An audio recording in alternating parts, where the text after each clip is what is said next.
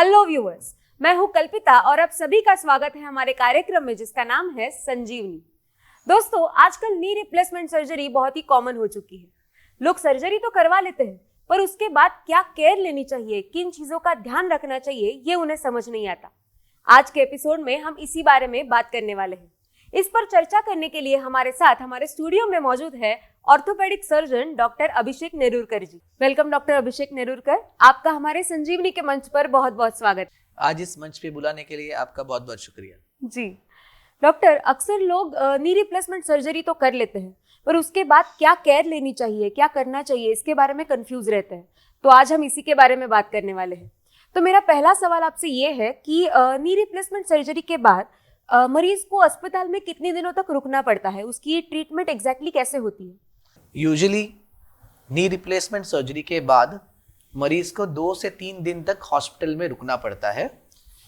अभी एग्जैक्टली कितना दिन रुकना पड़ेगा ये डिपेंड करता है मरीज के दूसरे कंडीशंस के ऊपर भी। अगर किसी को डायबिटीज़ है, ब्लड प्रेशर है, किसी को हार्ट की बीमारी है, तो उसको शायद 1-2 दिन ज़्यादा रुकना पड़ता है। नॉर्मल सिचुएशंस में मरीज को 2 दिन रुकना पड़ता है। कोई सिचुएशंस में हम मरीज को, अगर मरीज बहुत फिट है, बहुत एक्टिव है, बहुत अर्ली एज में सर्जरी करवाता है, तो हम उसको 1 दिन में भी घर भेज सकते हैं, क्योंकि नॉर्मली हम उसको 3 डोज ऑफ एंटीबायोटिक देते हैं जो नस में से जाता है। और उसके बाद अगर मरीज फिट है और अगर हमें ऐसे लगा कि कोई दूसरे साइंस है नहीं चिंता करने लायक, तो हम उसको नेक्स्ट डे भी घर पे भेज सकते हैं।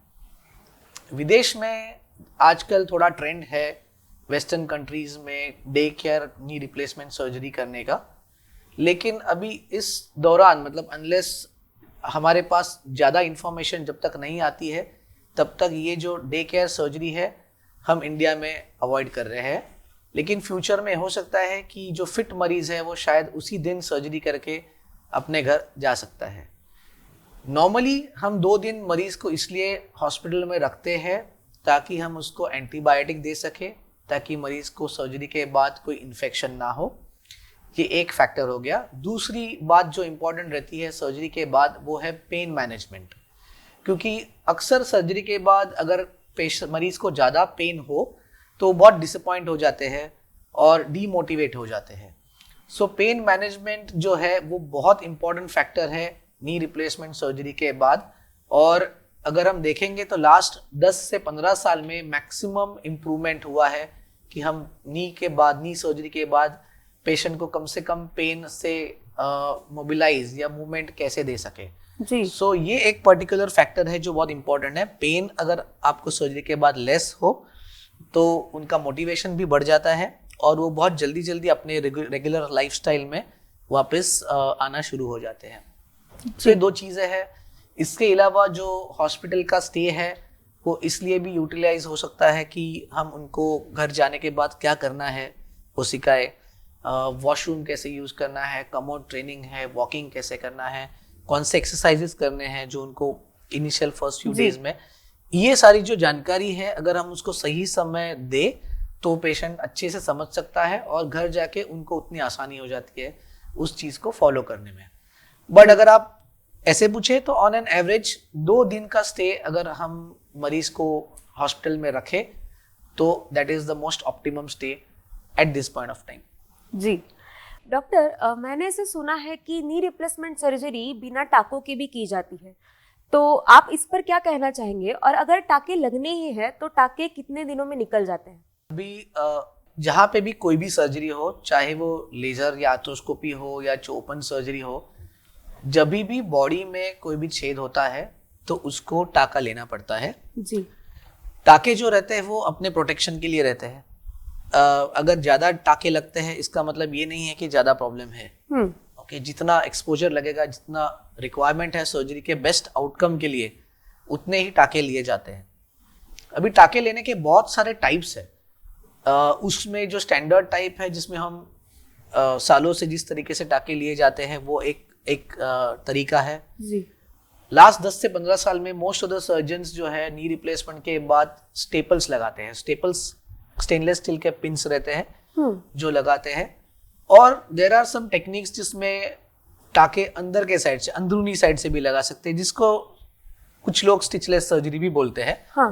But actually it is not without stitches, just वो टाके आपको बाहर से नहीं दिखते हैं क्योंकि वो अंदरूनी टाइप से लगाए जाते हैं अंदर की तरफ से। जी। सो आपको बाहर से आपको वो टाका नहीं दिखेगा।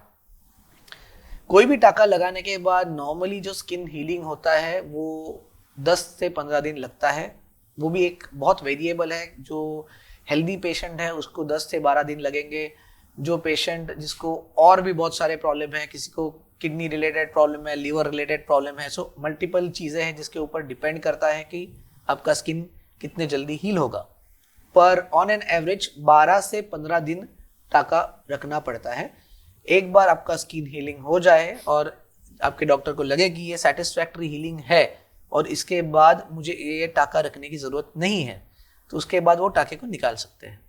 जब तक आपको टाके लगे हुए हैं तो स्टिचेस का केयर करना बहुत इंपॉर्टेंट होता है। नाउअडेज हम प्लास्टिक कोटेड ड्रेसिंग लगाते हैं जो काफ़ी हद तक वाटरप्रूफ होती है ड्रेसिंग, लेकिन फिर भी आपको केयर करना है कि वो जो स्टिचेस है वो गीला ना हो। और कभी कभार जो ड्रेसिंग ट्रांसपेरेंट रहती है उसमें अगर स्पॉटिंग हो तो हम वापस पेशेंट को ड्रेसिंग के लिए बुलाते हैं, लेकिन 99% रिपीट ड्रेसिंग किसी पेशेंट को नहीं लगता है।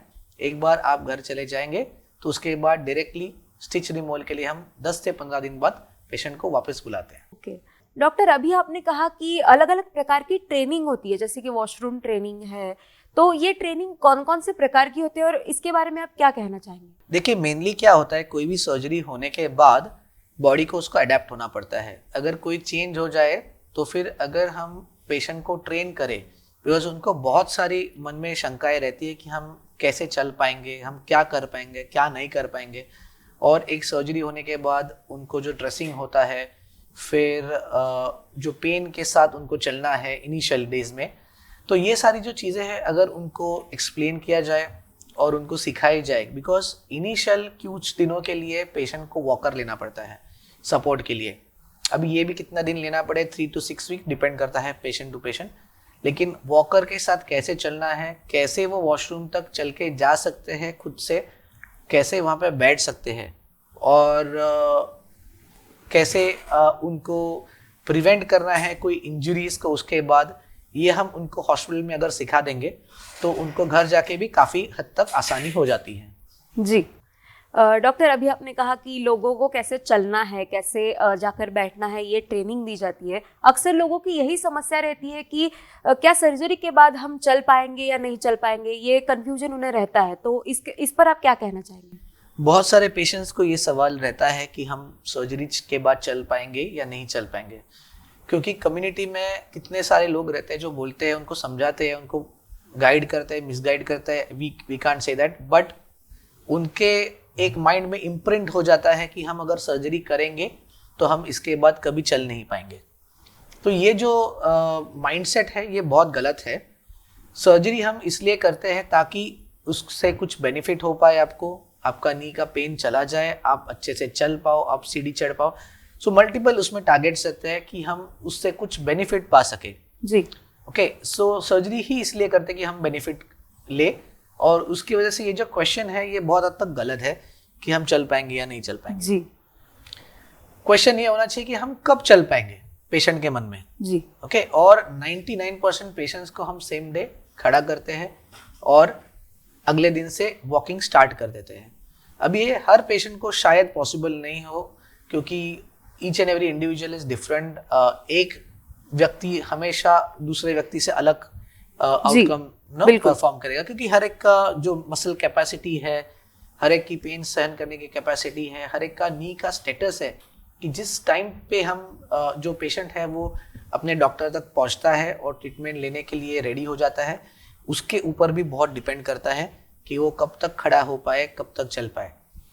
लेकिन on an average her patient को हम सेम डे शाम को खड़ा करते हैं जिसको सुबह ऑपरेट किया है, और नेक्स्ट डे से वॉकिंग का ट्रेनिंग शुरू हो जाता है। बेड रेस्ट किसी पेशेंट को नहीं होता अनलेस कोई एक्स्ट्राऑर्डिनरी सिचुएशन हो जी। तब तक बेड रेस्ट किसी को नहीं होता है, और डिपेंडेंसी नहीं होती। ये एक बहुत बड़ी समस्या है, बिकॉज अगर मैं सर्जरी करूँ मेरे और मुझे किसी के ऊपर डिपेंड रहना पड़े कुछ दिनों के लिए, तो वो एक समस्या होती है पेशेंट के लिए। तो ये जो है नी रिप्लेसमेंट में नहीं होता है। आपको नेक्स्ट डे से हम वॉकिंग जब स्टार्ट कर देते हैं तो किसी के ऊपर डिपेंडेंसी नहीं होती है। सो वॉकिंग एक ग्रेजुएटेड प्रोसेस है जो धीरे धीरे धीरे इम्प्रूव होगा। अगर आप पहले दिन में भी 2 मिनट वॉक कर सकते हो तो सेकेंड दिन 5 मिनट्स वॉक कर पाएंगे, समथिंग लाइक दैट। और ये एक प्रोसेस है जो आप अगर एक्सरसाइज करते रहेंगे तो over a period of time आप जितना भी चाहिए आप चल सकते हो। लिमिटेशन कोई रहता नहीं है चलने के लिए आफ्टर नी रिप्लेसमेंट सर्जरी। पर अल्टीमेटली ये पेशेंट के ऊपर भी डिपेंडेंट करता है कि वो कितने हद तक जो डॉक्टर्स की सलाह है वो फॉलो करते हैं, फिजियोथेरेपी फॉलो करते हैं, और न्यूट्रिशन, वेट, मल्टीपल फैक्टर्स है जिसके ऊपर ये सारे डिपेंड करता है। जी डॉक्टर, अक्सर चल तो पाते हैं लोग, पर ये भी कंफ्यूजन होता है कि नी रिप्लेसमेंट सर्जरी के बाद हम हमारा घुटना फोल्ड नहीं कर पाएंगे। तो वो फोल्ड करके नीचे बैठ सकते हैं या नहीं बैठ सकते, ये भी कंफ्यूजन रहता है। तो इस पर आप क्या मार्गदर्शन करेंगे? नी बेंडिंग एक बहुत इंपॉर्टेंट फैक्टर है और बहुत सारे पेशेंट्स को ये मन में डाउट होता है कि हम नी बेंडिंग कर पाएंगे या नहीं कर पाएंगे। नी बेंडिंग बहुत हद तक डिपेंडेंट है कि आप अपने डॉक्टर तक के से ट्रीटमेंट कौन से स्टेज पे लेते हैं। अगर बहुत स्टिफ है नी तो शायद पूरा नी बेंडिंग ना हो पाए, बट अक्सर आजकल लोग उतनी हद तक नहीं रुकते हैं। They seek treatment at the right time. अगर आप सही समय पे नी रिप्लेसमेंट करोगे तो आपको ऑलमोस्ट फुल नी रेंज आता है। अभी नी रेंज डिपेंड भी करता है काफ़ी सारी हद तक कि हम कौन सा इम्प्लांट यूज कर रहे हैं और इम्प्लांट डिज़ाइन के ऊपर, क्योंकि बहुत सारे इम्प्लांट्स हैं मार्केट में और आप आपके डॉक्टर के साथ उसके बारे में इन डिटेल राय ले सकते हैं। नी रिप्लेसमेंट में भी बहुत सारे टाइप्स है, जैसे पार्शियल नी रिप्लेसमेंट है, फिर टोटल नी रिप्लेसमेंट है। टोटल नी रिप्लेसमेंट में भी अलग अलग टाइप्स है और आपको क्या सूट करता है ये आपके नी के स्टेटस पे डिपेंड करता है। और आपके जो डिस्कशन है आप ये इस चीज़ पे आप आपके डॉक्टर से राय ले सकते हैं। मोस्टली इन इंडियन नीज हम हाई बेंडिंग नीज या हाई फ्लेक्शन नीज बोलते हैं हम उसको, वो यूज होता है। हाई फ्लेक्शन नीज इस तरीके से डिजाइन किए गए हैं कि आपका घुटना if not complete at least near complete bend हो पाए। और उसका एम ऐसा होता है कि आप अगर नीचे बैठना चाहो कभी किसी रीजन के लिए तो आप नी बेंड करके नीचे बैठ सकते हैं। सो हाई फ्लेक्शन नीज हम यूज करते हैं अपने पेशेंट्स में, जिससे उनको अगर ज़रूरत पड़े तो उनको नीचे बैठने की उनकी रिक्वायरमेंट फुलफिल हो जाए। जी, पर बेसिकली ये बहुत सारी चीज़ों पे डिपेंड करता है कि आपका नी कैसे बेंड होगा, और ये पर्सनलाइज चीज़ है। और आप डेफिनेटली आप आपके डॉक्टर से इस बारे में डिस्कस कर सकते हैं कि आपको पर्सनली कितना अटेंशन या कितना नी फ्लेक्शन मिलेगा। जी डॉक्टर, ये भी एक कंफ्यूजन होता है लोगों में कि क्या नी रिप्लेसमेंट सर्जरी के बाद हम सीढ़ियाँ चढ़ पाएंगे? क्या सीढ़ियाँ चढ़ना उन्हें पॉसिबल हो सकता है, और अगर हो सकता है तो कितनी हद तक उन्हें अपने नी पर जोर देना चाहिए, कितनी हद तक उन्हें सीढ़ियाँ चढ़नी चाहिए? सो सीढ़ी चढ़ना ये जो रिक्वायरमेंट है पेशेंट की, डेफिनेटली ये फुलफिल होती है। इनफैक्ट फर्स्ट 2 दिन में जब हम पेशेंट को हॉस्पिटल में स्टे कराते हैं तभी हम उनको ऑलरेडी स्टेयर क्लाइंबिंग और स्टेयर डिसेंट, मतलब सीढ़ी चढ़ना और सीढ़ी उतरना धीरे धीरे कैसे कर सकते हैं वो हम उनको सिखाते हैं। एक बार मसल स्ट्रेंथ पेशेंट का बढ़े, मतलब पेशेंट अगर रेगुलरली एक्सरसाइज करता है और देन उनका मसल स्ट्रेंथ बढ़ता है तो वो फर्स्ट फ्लोर, सेकेंड फ्लोर धीरे धीरे चढ़ना शुरू कर सकते हैं। इसकी कोई टाइम लिमिट नहीं होती है, पेशेंट टू पेशेंट डिपेंड करता है। पर एक बार आपका वूंड हील हो जाए, आपके टाँके हील हो जाए, आपके मसल स्ट्रेंथ बढ़ जाए, आपके टिश्यूज़ भी हील हो जाए, तो उसके बाद कितना भी सीढ़ी चढ़ेंगे या उतरेंगे तो उसमें कोई प्रॉब्लम नहीं है। मोस्ट ऑफ द पेशेंट्स को जो उनकी डेली रिक्वायरमेंट है वो डेफिनेटली वो फुलफिल हो जाती है सीढ़ी चढ़ने उतरने की। वेरएस एक बात ध्यान रखना बहुत ज़रूरी है कि सीढ़ी चढ़ना उतरना और स्लोप, इंक्लाइन और डिसेंट, ये जो चीज़ें हैं ये ग्रेविटी की अगेंस्ट चीज़ें हैं, और जहाँ तक हम उसको कंट्रोल कर सके इट इज़ ऑलवेज बेटर। क्योंकि अगर हम लाइफ देखें नी जॉइंट का तो काफ़ी हद तक हम उसको किस तरह से यूज़ करते हैं उसके ऊपर भी बहुत डिपेंडेंट है। नी डिज़ाइन पे तो है ही, लेकिन हम नी को किस तरीके से यूज़ करते हैं उसके ऊपर भी बहुत डिपेंडेंट है। सो एग्रेसिवली नी स्टेयर क्लाइंबिंग, जब तक हमारा फिजियोथेरेपी कंप्लीट नहीं होता है या मसल स्ट्रेंथ नहीं बढ़ती है, तब तक अगर हम एग्रेसिवली इस चीज़ पे फोकस करेंगे तो शायद डैमेज भी हो सकता है। जी। नी रिप्लेसमेंट के सर्जरी के बाद की ये जो रिकवरी होती है वो एज के अनुसार या फिर पेशेंट को बाकी कौन सी बीमारियां हैं इस पर डिपेंड होती है? So recovery after knee surgery multifactorial है। Age is one of the factor. जी।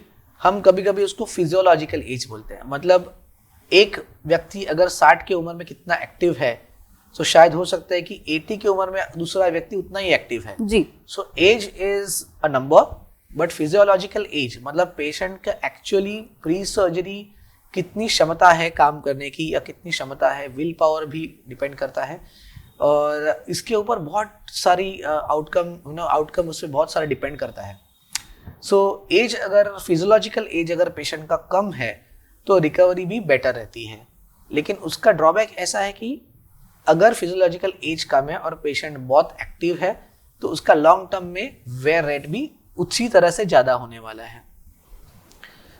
दूसरी जो कंडीशंस है जैसे डायबिटीज़ है, ब्लड प्रेशर है, थायराइड है, हार्ट कंडीशंस है, जब किसी व्यक्ति को रहती है तो इन जनरल उसका जो द रिस्पॉन्स रहता है that is usually slower as compare to the person जो एब्सोल्युटली नॉर्मल है।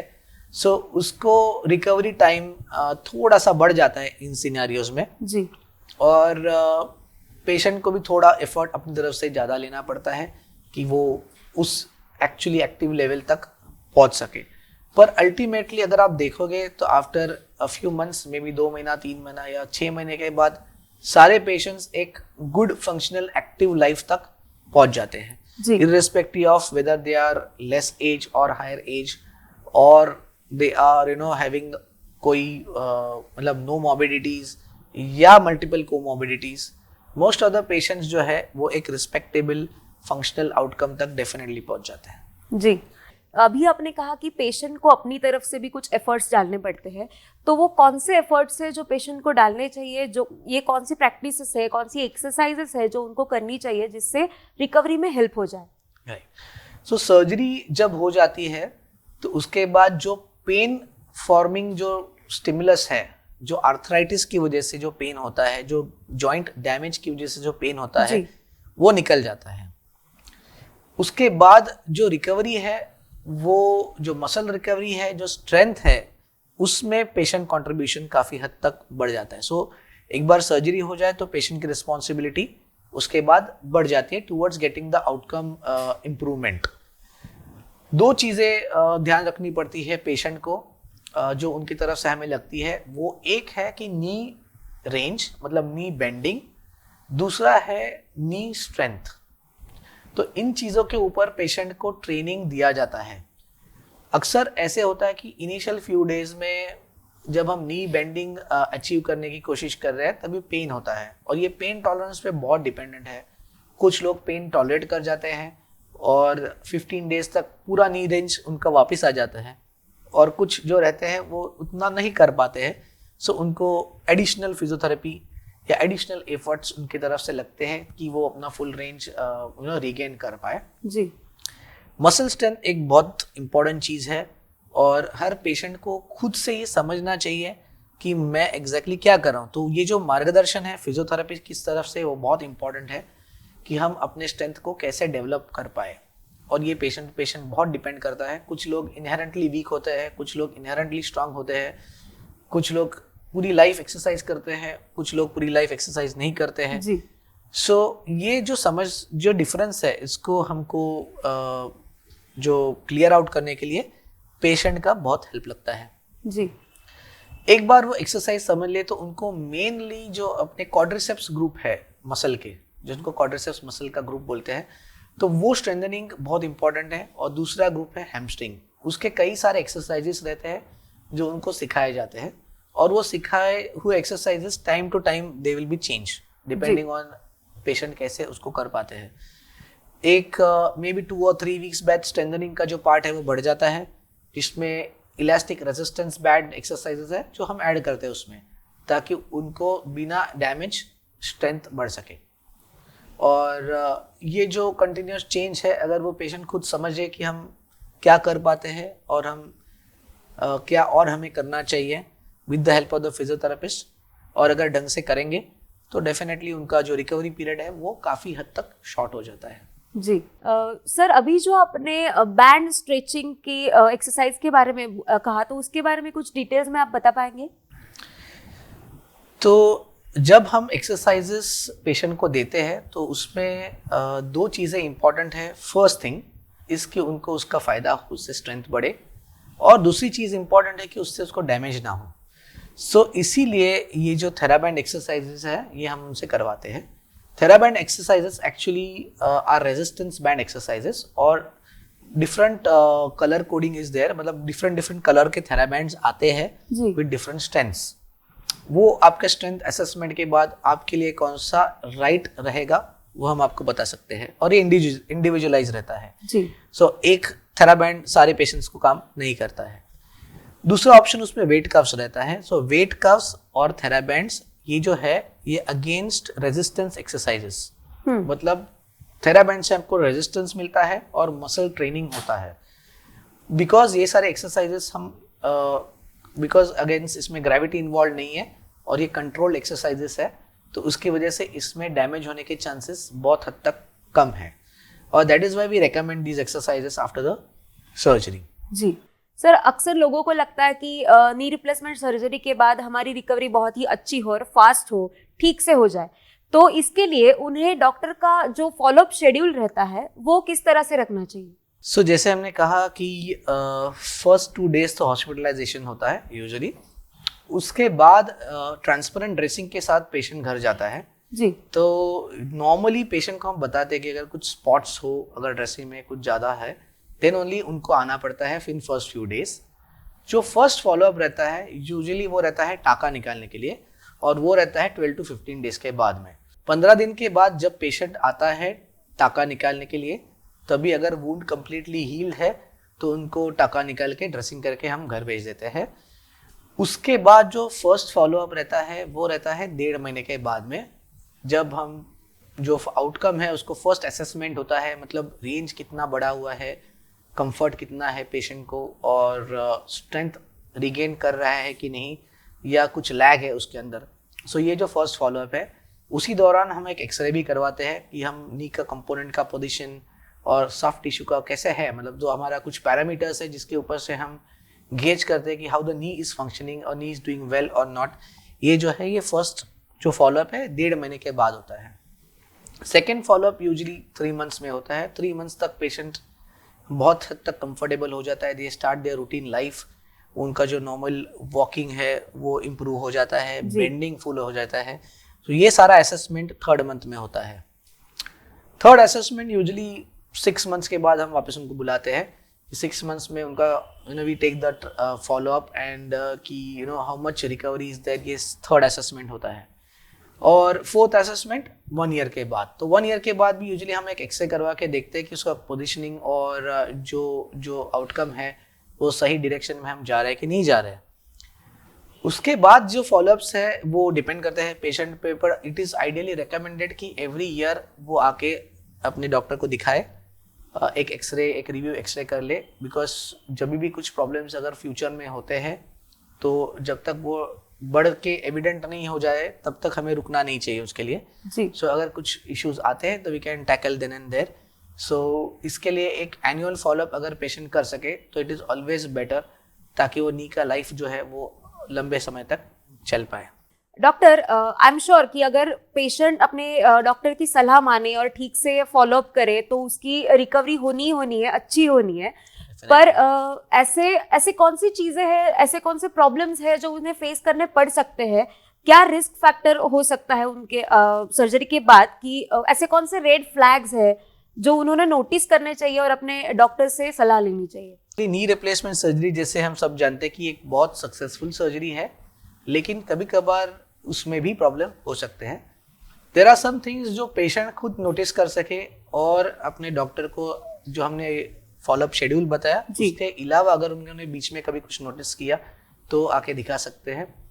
नी में कोई भी रेडनेस हो, नी में कोई सूजन हो, कभी परसिस्टेंट फीवर हो, अगर आपको लगता है कि आपका वूंड ऑलरेडी हील हो चुका था लेकिन अभी वहाँ पे कोई गैप दिख रहा है आपको नी में, तो ऐसी सारी जो एक्स्ट्रॉर्डिनरी सिचुएशंस रहते हैं उन चीज़ों में आप आपके डॉक्टर की जल्दी सलाह ले। आप रुके नहीं, ताकि जो आपके नॉर्मल फॉलोअप शेड्यूल तक आपने रुकना नहीं चाहिए, और you should bring it to the notice to find out कि एग्जैक्ट प्रॉब्लम क्या है और इसके लिए हम सही क्या ट्रीटमेंट ले सकते हैं जी। अगर ट्रीटमेंट सही समय पे लेंगे तो शायद आपका नी आपको उसको सेव करके आप फ्यूचर पे चला पाएंगे। जी, आपने बहुत अच्छी बातें बताई। आई एम श्योर कि दर्शकों की सभी कंफ्यूजन्स दूर हो गए होंगे और वो अच्छी तरह से केयर ले सकेंगे। जाते जाते आप हमारे दर्शकों को क्या मार्गदर्शन करना चाहेंगे नी रिप्लेसमेंट के केयर के बारे में? देखिए, नी रिप्लेसमेंट आजकल बहुत स्ट्रेट फॉरवर्ड और इस्टेब्लिश सर्जरी हो चुकी है जी। और उसके जो प्रोटोकॉल्स है वो भी काफ़ी सेट है ना, कि कब क्या होगा ये काफ़ी हद तक सेट है। सबसे इम्पॉर्टेंट है कि आपको जो भी क्वेश्चंस रहेंगे नी रिप्लेसमेंट के बारे में आपके पर्टिकुलर सिनेरियो में इन योर पर्टिकुलर नी, वो आपने उनके डाउट्स सर्जरी के पहले आपने क्लियर कर लेने चाहिए। सर्जरी के बाद आपको क्या लगने वाला है उसकी भी अगर आप प्रॉपर थरो नॉलेज पहले से ले सके तो सर्जरी के बाद उसका इम्प्लीमेंटेशन भी सही हद तक हो जाएगा। बहुत सारे आपके फ्रेंड्स, बहुत सारे क्या वेल विशर्स भी बोल सकते हैं, आपको नॉलेज देते होंगे, आपको बताते होंगे कि ये होता है नी रिप्लेसमेंट के बाद ऐसे करना चाहिए, एंड मल्टीपल चीज़ें जो अपने कम्युनिटी में लोग अपने they actually tell you for your benefit, पर ऐसा ज़रूरी नहीं है कि वो सही हो। सो आप हमेशा जो भी आपके डॉक्टर है, जो भी आपके एक्सपर्ट है, उनसे सही सलाह ले इस बारे में। आप उनसे डिस्कशन करके आपके लिए क्या करेक्ट होगा, आपके लिए क्या बेस्ट होगा, उसका आप एक प्रॉपर एक नॉलेज आप उनको ले लेना चाहिए जी। सर्जरी के बाद जब भी जो भी आपको सिखाया जाए, जो भी आपके क्वेश्चंस रहे या जो आपको सिखाया जाए उसको आप ढंग से सीखिए। कोई भी चीज़ें खुद से आप नहीं करेंगे, कोई भी डिसीजन आप खुद से नहीं लो तो आपके ही हित में होगा जी। अगर आपको जो भी आपको बताया गया है कि क्या कब करना है वो अगर आप ढंग से फॉलो करेंगे, जो आपका फिजियोथेरेपी का पार्ट है वो ढंग से फॉलो करेंगे, जो स्टिचेस का केयर है वो ढंग से फॉलो करेंगे, और जो आपको नहीं करना है वो आप समझ के आप अपने रूटीन लाइफ में उसको आप इनकॉर्पोरेट कर देंगे, तो नी रिप्लेसमेंट के बाद कोई प्रॉब्लम आने के चांसेस बहुत ही कम है जी।